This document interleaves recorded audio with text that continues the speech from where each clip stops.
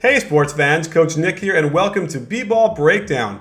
Monty Williams won the first quarter matchup between him and Steve Kerr, getting the matchups he wanted on the court that he can exploit. The problem is, they couldn't figure out a way to exploit them later on in the game, and that's when the Warriors took control. So the only way that Monty Williams has a chance to stay in the series is if he can outmaneuver and continue to get these matchups that we'll show you. But it might not matter much because there is simply too much overwhelming talent on the Warriors roster. Playoff games tend to be decided by lineup management and one key run at some point in the second half. While it's clear that the Pelicans don't have enough to overcome the Warriors in a 7-game series, there are ways Coach Monty Williams can even out some of his disadvantages. And in the first quarter, he won the battle of the coaches, enabling his team to take an 11-point lead. First off, they ran cross screens with Asik that forced the Warriors to switch Bogut onto Davis, and this matchup doesn't work very well for the Warriors. Anthony Davis can use his quickness and elevation to get his shot off, and it worked like a charm early on. Eric Gordon, meanwhile, was fresh off a year in which he shot a higher percentage on threes than Steph Curry while taking over 5 a game. He was able to use the focus that AD commands in the post to get a pin down from Asik. Curry goes on the wrong side of it, and he splashes the wide open shot. Again, Curry makes a mistake going underneath this ball screen, and Gordon gets another great look.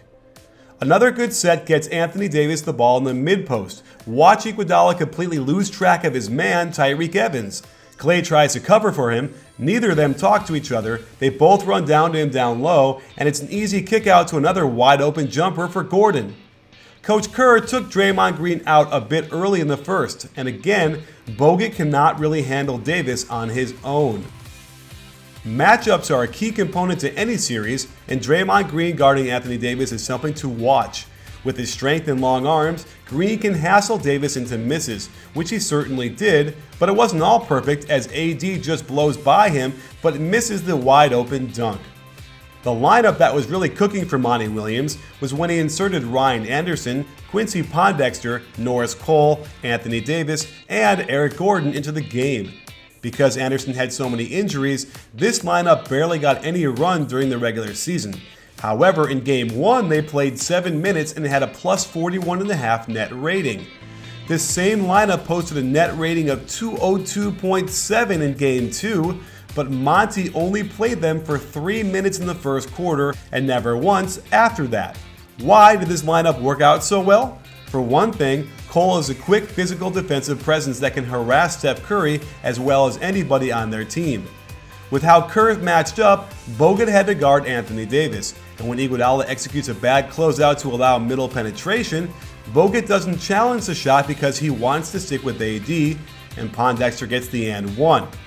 More great defense as Gordon and Cole communicate nicely on this initial switch, and when the Warriors break into horns and pin down for Curry, Cole and Gordon again communicate expertly to switch and take away the backdoor cut.